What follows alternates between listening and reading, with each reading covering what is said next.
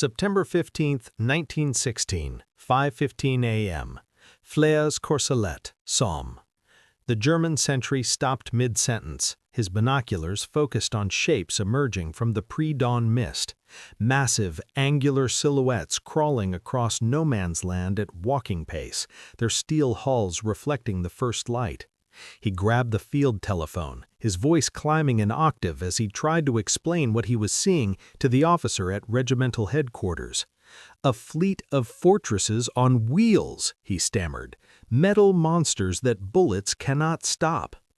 The officer assumed the sentry was suffering from shell shock. Within an hour, that officer would be dead, crushed under the tracks of a machine that shouldn't have existed, a weapon born not from military genius or engineering sophistication, but from a desperate agricultural engineer named William Triton, who had been asked to solve the unsolvable problem of trench warfare using the only thing he understood: tractors. What the Germans encountered that September morning wasn't a refined weapon system developed through years of military research. It was a Frankenstein creation of riveted boilerplate, Holt tractor components, and improvised track systems that weighed 28 tons, moved at 3.7 miles per hour, broke down constantly, and killed its own crew through carbon monoxide poisoning as often as enemy fire destroyed it. The Mark I tank was, by every objective measure, a terrible weapon, unreliable, slow, vulnerable, primitive. Yet within 2 years, that agricultural monstrosity and its descendants would break the stalemate that had killed millions, would render obsolete defensive systems that had dominated warfare for 4 years, and would fundamentally change how wars would be fought for the next century. The Germans would copy it, the French would refine it, the Soviets would mass-produce it, the Americans would industrialize it, and every armored vehicle that rolls across a battlefield today traces its lineage directly back to William Triton's desperate attempt to turn a Holt agricultural tractor into something that could cross barbed wire and survive machine gun fire. This is the story of how farmers turned tractors into the weapon that terrified the Germans, broke the Western Front, and created modern armored warfare. Not through military innovation or strategic brilliance, but through agricultural problem-solving applied to the greatest industrial nightmare in human history. The Western Front in 1915 was a mathematical problem with no solution. Offense had become impossible. Machine guns, concentrated artillery, and barbed wire created defensive positions that slaughtered attackers by the thousands. The July 1, 1916 opening of the Somme offensive demonstrated the futility perfectly. 60,000 British casualties in a single day, most killed in the first hour, for territorial gains measured in hundreds of yards. Generals on both sides understood that continuing these tactics meant bleeding their armies white with nothing to show for it. The British War Office began seeking technological solutions. If infantry couldn't cross no man's land without being massacred, perhaps machines could. The challenge was stated simply: design a vehicle that could cross trenches 8 feet wide, crush barbed wire entanglements, survive rifle and machine gun fire, carry weapons, and transport troops across the kill zone. Make it reliable enough for sustained operations, make it cheap enough to produce in quantity, make it mobile enough to exploit breakthroughs. The specifications seemed to contradict each other. Something heavy enough to survive machine gun fire couldn't be fast.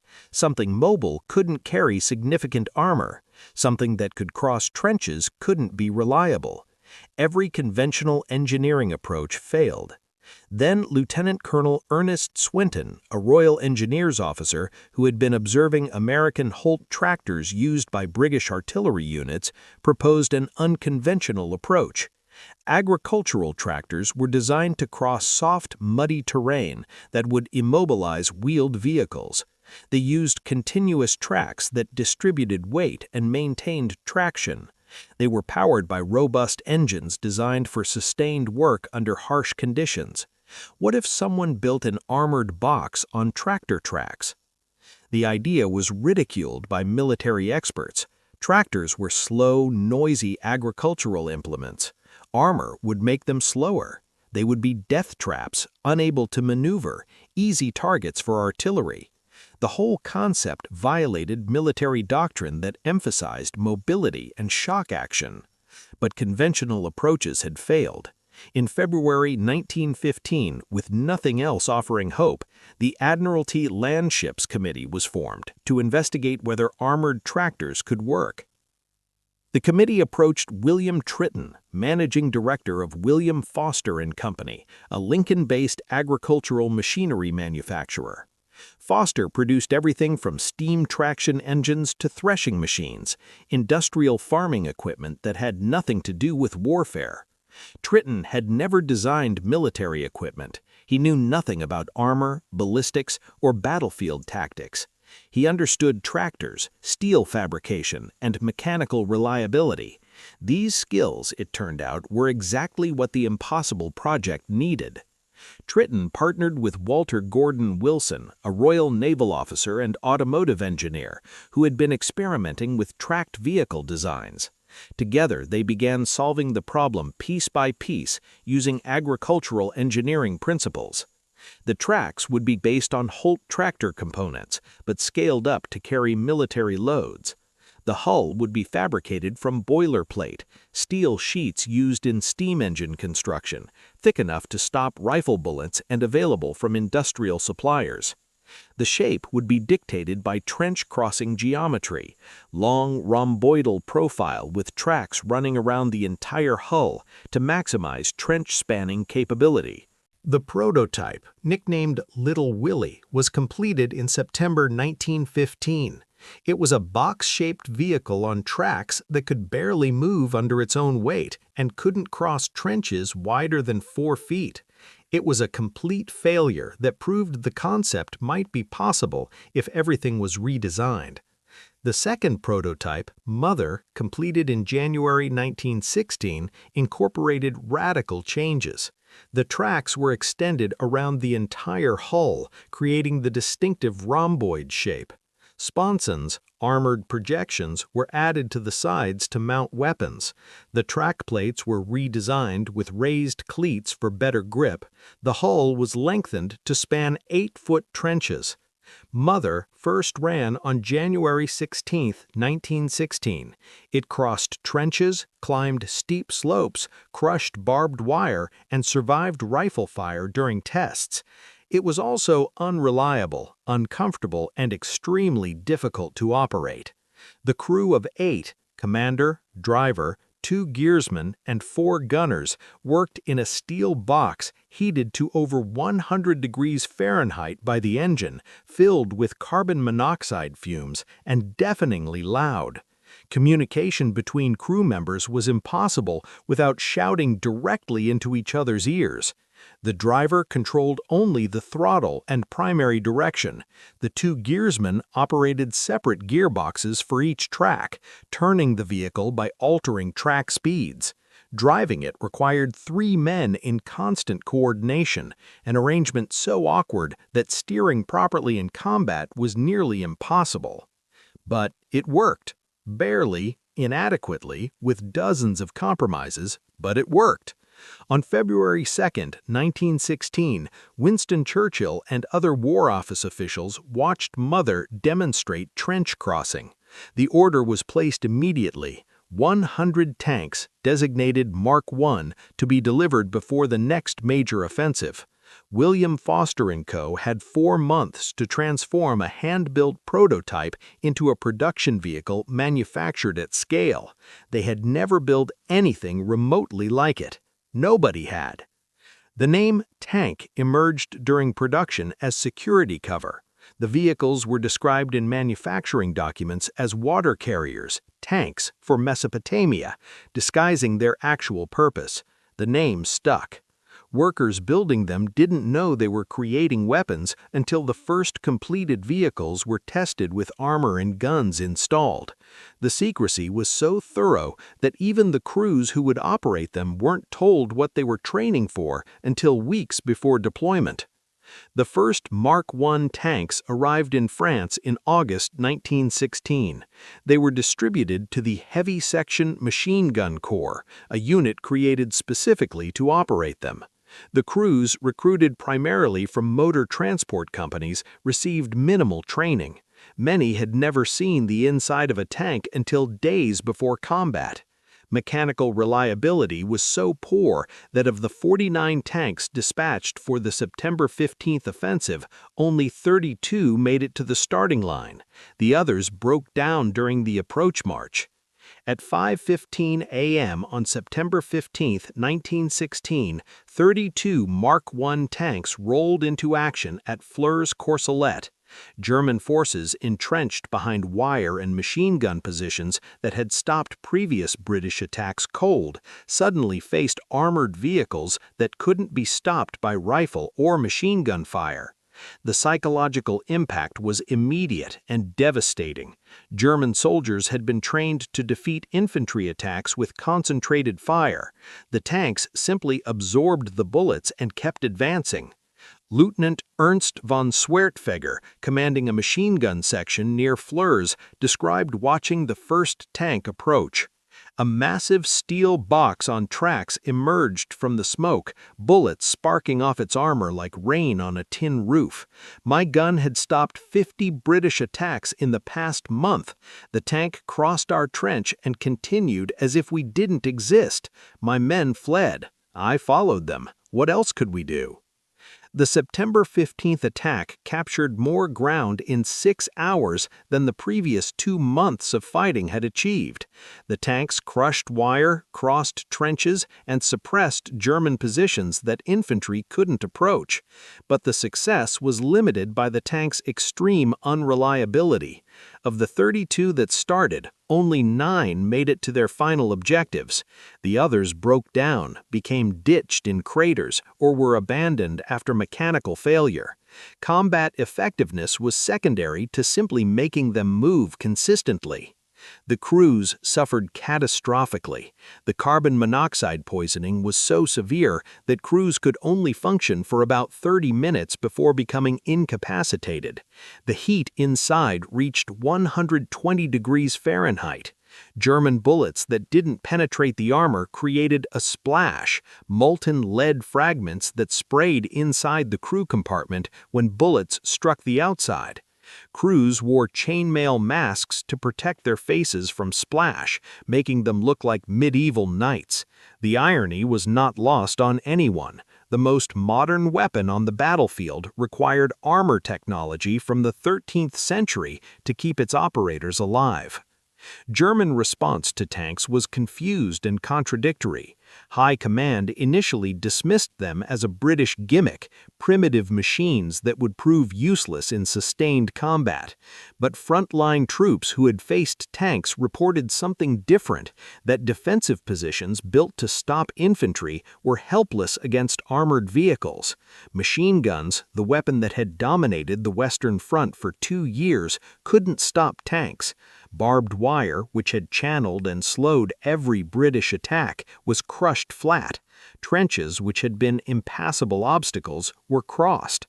The Germans discovered the tank's vulnerability: artillery. Direct hits from field guns would penetrate Mark I armor. The problem was that field artillery, positioned miles behind the front lines to bombard infantry, couldn't engage tanks quickly enough. By the time artillery fire could be directed at tank positions, the tanks had either completed their objective or broken down. The Germans began deploying armor-piercing ammunition and developing tactics to combat tanks at close range. But this took months, and it required diverting resources from anti-infantry operations. British tank production accelerated. The Mark I was already obsolete by the time it entered combat. Designers were working on Mark IV variants before the first Mark Is crossed the Somme. The Mark IV, introduced in June 1917, featured thicker armor, improved tracks, better ventilation, and male variants armed with 6-pounder guns that could defeat German field fortifications. But it retained the fundamental design of Tritton's agricultural monster, a rhomboid hull with tracks running the entire length, sponson-mounted weapons, and mechanical steering so awkward that driving required 3 operators. The Battle of Cambrai in November 1917 demonstrated what massed tank operations could achieve. 476 tanks attacked on a 6-mile front without a preliminary artillery barrage. The surprise was complete. German defenses collapsed. Tanks crossed the Hindenburg Line, Germany's most sophisticated defensive system, in hours. British forces advanced 4 miles on the first day, the deepest penetration since trench warfare began. But exploitation failed. The tanks broke down faster than the infantry could exploit the breakthrough. Without reserves to consolidate gains, the Germans counterattacked and recaptured most lost ground. Cambrai proved that tanks could break defensive lines, but also revealed that infantry and cavalry couldn't keep pace with mechanical warfare. The lessons from Cambrai were absorbed differently by each nation. The British saw tanks as breakthrough weapons that needed better coordination with infantry and cavalry. The French developed lighter, more maneuverable tanks like the Renault FT-17, which could support infantry directly. The Germans, resource-limited and skeptical of armored warfare, produced only 20 A-7V tanks, their answer to Allied armor, and relied primarily on captured British tanks. The Americans, entering the war in 1917, saw tanks as the future and began planning mass production. None of these approaches fully understood what Tritton's agricultural engineering had created, not just a weapon, but a completely new way of conducting warfare. The mechanical failures that plagued early tanks weren't design flaws, but the inevitable result of using agricultural technology for military purposes. Holt tractor tracks were designed for slow movement over soft ground, not combat maneuvering. Boilerplate armor was never intended to withstand repeated bullet impacts. Engines sized for plowing couldn't reliably move 28-ton vehicles across shell-cratered battlefields. Every component was operating far beyond its design specifications. That tanks worked at all was remarkable. That they changed warfare was miraculous. The crews who operated these machines deserve recognition that history has largely denied them. Tank crew casualties in World War I exceeded 50% in some units, higher than that of the infantry in the same battles. Crews died from carbon monoxide poisoning, from heat exhaustion, from being trapped in burning tanks that had no emergency exits, and from concussions caused by bullet impacts on armor. They operated in conditions that would be considered inhumane for any other military service. Yet they continued, knowing that each time they climbed into a tank, the odds favored they wouldn't climb back out. Second Lieutenant Clement Robertson, commanding a Mark IV at Cambrai, kept a diary that survived his death 3 weeks later. His final entry described a 7-hour engagement. The heat was unbearable. Jackson collapsed after 2 hours. We continued with 3 crew. The engine caught fire twice. We extinguished it both times. German bullets created showers of sparks inside. Everyone was wounded by the splash. But we kept moving. The tank is hell, but it works. Infantry followed us across ground they couldn't have taken in 6 months. This machine, this terrible machine, is ending the war that killed my brother. By 1918, the British had refined tank doctrine to coordinate armor, infantry, artillery, and air support in combined arms operations. The 100 Days Offensive, beginning in August 1918, demonstrated fully developed mechanized warfare. Tanks spearheaded attacks, broke defensive lines, and exploited breakthroughs, while infantry consolidated gains. The casualty ratios shifted dramatically. British forces advanced rapidly while suffering fewer casualties than in earlier tankless offensives. German defensive doctrine, perfected over 4 years to stop infantry, couldn't adapt fast enough to counter coordinated tank assaults. The psychological impact of tanks extended beyond individual battles. German soldiers who had endured artillery bombardment and infantry assaults without breaking began surrendering when tanks appeared. The sound of tank engines approaching became associated with inevitable defeat. Defensive positions that would have held against infantry were abandoned without a fight when tanks crossed no man's land. The tank didn't just break defensive lines mechanically, it broke the morale that sustained them. The Germans attempted their own armored force development, but were hindered by resource constraints, doctrinal skepticism, and the reality that they were fighting a defensive war. The A7V tank, Germany's only indigenous design, weighed 33 tons, required a crew of 18, and suffered worse mechanical reliability than British tanks. Only 20 were completed. Germany instead relied on captured British tanks, eventually operating more British armor than the British deployed against them in some sectors. This dependence on enemy equipment demonstrated how thoroughly the Germans had been caught unprepared for armored warfare. The first tank versus tank engagement occurred on April 24, 1918, at Villers-Bretonneux. 3 British Mark IVs encountered 3 German A7Vs. The engagement lasted 7 minutes. 1 British Mark IV was disabled by German fire. German tanks withdrew after return fire damaged their vision slits. Neither side achieved a decisive victory, but the engagement established that tank warfare wasn't just about crossing trenches. Future battles would involve armored vehicles fighting each other. This realization would drive tank design for the next century. By November 1918, when the armistice ended fighting, over 2,600 British tanks had been produced and deployed. France had built over 3,900 Renault FT-17 light tanks. The United States had planned to produce thousands, but the war ended before American tank production reached meaningful numbers. Germany had produced 20 A7Vs. The disparity in production reflected differing industrial philosophies and resource availability, but also revealed which nations understood that the tractor-tank hybrid was more than a temporary expedient. It was the foundation of future warfare. Post-war analysis by military theorists across Europe reached contradictory conclusions. Conservative officers argued that tanks had been a temporary solution to the unique conditions of trench warfare and would be obsolete in future conflicts, emphasizing mobility. Progressive theorists, including British officers J.F.C. Fuller and Basil Liddell Hart, argued that tanks represented the future of warfare and should be the foundation of military doctrine. The Germans, restricted by Versailles Treaty limitations on armored vehicles, studied tank warfare with an intensity born from having been defeated by it. The interwar years saw divergent paths in tank development. Britain, which had pioneered tank warfare, allowed its lead to erode through budget cuts and doctrinal confusion.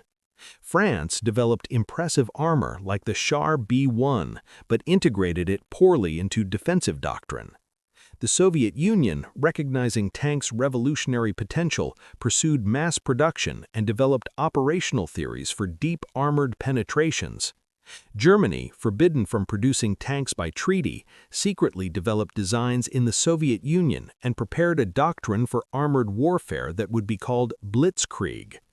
The Western Allies, geographically isolated and budget-constrained, developed innovative designs like the Christie suspension, but produced few actual tanks.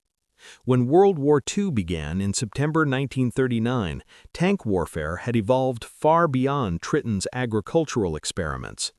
German Panzer divisions combined tanks, motorized infantry, artillery, and air support in coordinated operations that conquered Poland in weeks and France in 6 weeks. The tactics weren't fundamentally new, they were refinements of combined arms operations developed by 1918. But the execution was professional, mechanized, and devastating. The Western Allies, despite having more and often better tanks, were outfought by German tactical sophistication. Yet every German panzer commander operating in 1939 understood that their doctrine descended directly from studying how British tanks had broken the Western Front. Heinz Guderian, the theorist who developed German armored doctrine, explicitly credited British tank pioneers for proving that armor could achieve decisive results. The irony was brutal. Britain invented tank warfare, then allowed other nations to perfect it, while British tank development stagnated through the 1920s and 1930s. The technical lineage is direct. The Mark I's rhomboid hull and track-around system influenced Soviet tank design through the 1920s. The Renault FT-17's rotating turret and rear engine layout became standard for virtually all subsequent tanks. British experiments with Christie suspension led to the Soviet T-34, arguably the most effective tank of World War II. American industrial production techniques developed during World War I tank manufacturing enabled the mass production of 50,000 Sherman tanks during World War II. Every technical innovation in armored warfare traces back to solutions first implemented in Tritton's desperate attempt to make tractors combat-capable.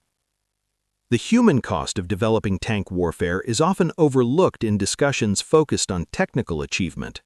Over 1,000 British tank crewmen died in World War I, most from causes other than enemy fire. Carbon monoxide poisoning, burns from engine fires, crushing injuries from track failures. These deaths weren't combat losses, but industrial accidents, the price of operating machinery far beyond its design tolerances. The crews who died testing early tanks were casualties of technological development as much as battlefield losses. William Tritton received a knighthood for his contributions to tank development, but returned to agricultural machinery manufacturing after the war. He never claimed to have invented armored warfare. He consistently credited his work as applied agricultural engineering. When asked in 1935 about his role in creating tanks, his response was characteristically modest. "We built what the Army specifications required using the tools and knowledge available to us. We were tractor engineers asked to solve a tractor problem, how to move heavy loads across difficult terrain. That we were moving armor and guns instead of plows changed nothing about the engineering fundamentals." This engineering humility obscures the revolutionary nature of what Tritton achieved. Military engineers had failed to solve the trench warfare problem because they approached it as a weapons design challenge. Tritton solved it by approaching it as an agricultural machinery problem, how to move heavy equipment across muddy, obstacle-filled terrain. The solution wasn't military innovation, but industrial application.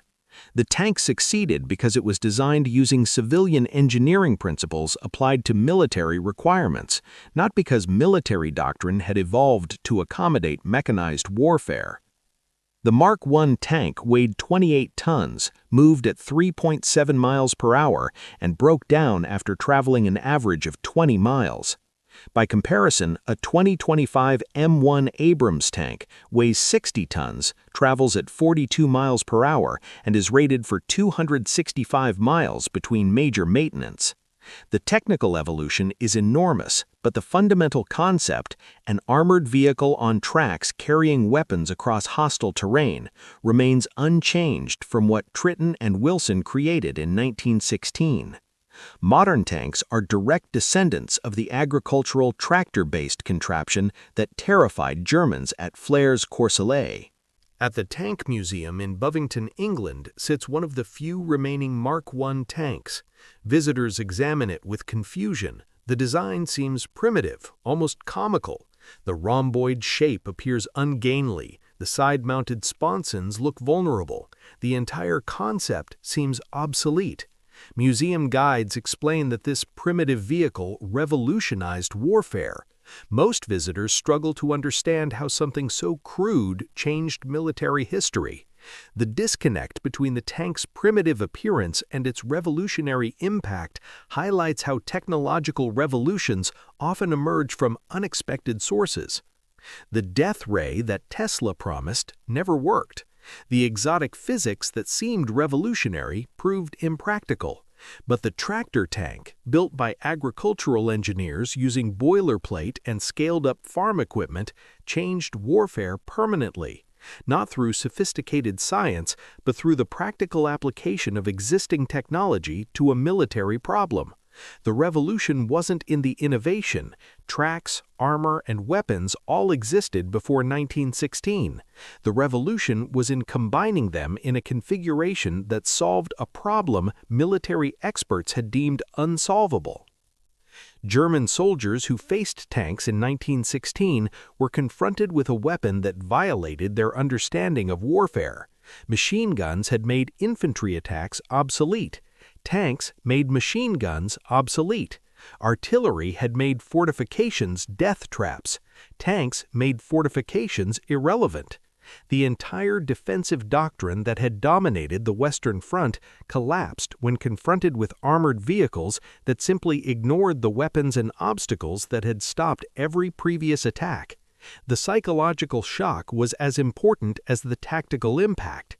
Defenses that had seemed impregnable for 2 years proved vulnerable to agricultural tractors wrapped in boilerplate.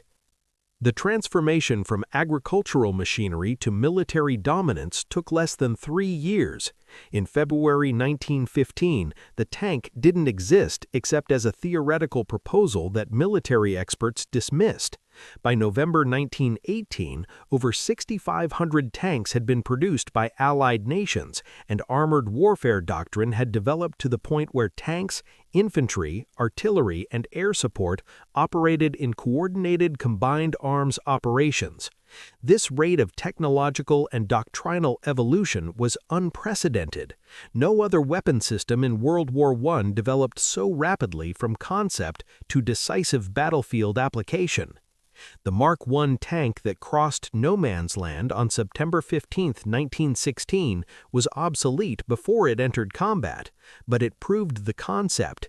It demonstrated that armored vehicles could cross trenches, survive machine gun fire, and break defensive positions that infantry couldn't assault. Everything that followed, improved models, better tactics, refined doctrine, built on that fundamental proof of concept delivered by farmers turning tractors into weapons. By 1945, tank production had reached industrial scale. The Soviet Union produced over 80,000 tanks during World War II. The United States produced over 88,000. Germany, despite being the nation that had perfected armored doctrine, produced approximately 27,000. The disparity in production reflected industrial capacity, but also demonstrated that the nation that invented the tank, Britain, had taught the world how to mass-produce armored warfare. American industrial techniques applied to tank production created the arsenal that overwhelmed Axis forces through sheer numerical superiority backed by adequate quality. The strategic impact of tanks extends beyond individual battles or campaigns. Tanks made static defensive warfare obsolete, forcing military doctrine to emphasize mobility and breakthrough operations. This shift influenced not just tactics, but strategy. Wars of attrition became wars of maneuver. The ability to concentrate armored forces at decisive points and exploit breakthroughs deep into enemy territory became fundamental to military planning. The Blitzkrieg, the Soviet deep battle doctrine, and American armored thrusts across France in 1944 all descended from principles first demonstrated by primitive tractor tanks at Cambrai in 1917. The psychological legacy of tanks is equally significant. The image of armored vehicles advancing under fire, impervious to small arms, crushing obstacles, has become synonymous with military might. Nations measure their military power partly by tank numbers. Parades feature tanks as symbols of strength. Popular culture depicts tanks as instruments of overwhelming force. All of this traces back to the September 1916 moment when German soldiers watched steel boxes emerge from mist and realized their defenses had become obsolete. The farmers turned engineers who built the first tanks couldn't have predicted this legacy. They were solving an immediate problem using available tools and agricultural expertise. That their improvised solution would fundamentally change how wars are fought for the next century wasn't part of the design specification. William Triton was trying to build something that could cross trenches, not revolutionize military doctrine. The revolution came anyway, born from agricultural pragmatism applied to military desperation. The Germans laughed at early tank rumors, British propaganda about new weapons that would break the stalemate. Then they faced them at Flair's Courcelette and stopped laughing. By 1918, German soldiers were surrendering rather than face tank attacks. The machines that seemed like agricultural curiosities in 1916 had become instruments of terror by 1918. The transformation took 24 months. The impact lasted a century. In military museums across the world, Mark I tanks sit beside their descendants, progressively more sophisticated armored vehicles that trace an unbroken evolutionary line from Triton's prototype to modern main battle tanks. The technical specifications improve dramatically with each generation, but the fundamental concept remains unchanged: a tracked, armored vehicle carrying weapons across hostile terrain. The farmers who turned tractors into tanks in 1916 created not just a weapon, but a category of weapon that would dominate land warfare for 100 years. The thunder of tanks rolling across no man's land in September 1916 wasn't just mechanical noise, it was the sound of warfare changing, of defensive doctrine shattering, of military certainties collapsing. The Germans heard it and knew their defensive advantage had ended. The British heard it and knew their sacrificial infantry attacks could be replaced with mechanical assault. The world heard it and knew that future wars would be mechanized, mobile, and dominated by weapons that were essentially armored tractors. William Triton built tractors wrapped in boilerplate because that's what he knew how to build. The British Army needed something to cross trenches and survive machine gun fire. The solution was improvised, desperate, and primitive. It worked. And because it worked for a few hours on September 15, 1916, warfare changed forever. The farmers who turned tractors into tanks didn't just terrify the Germans, they built the foundation of modern armored warfare and proved that technological revolution sometimes comes not from scientific breakthrough, but from practical engineering applied with desperate urgency to impossible problems. The Mark I tank was slow, unreliable, primitive, and deadly to its own crews. It was also the weapon that broke the Western Front, ended the era of defensive dominance, and created the mechanized warfare that would define the 20th century. The farmers built it because they were asked to solve a tractor problem. They changed military history because sometimes solving the problem at hand creates revolutions nobody planned or anticipated. The tractors became tanks. The tanks became terror, and warfare was never the same again.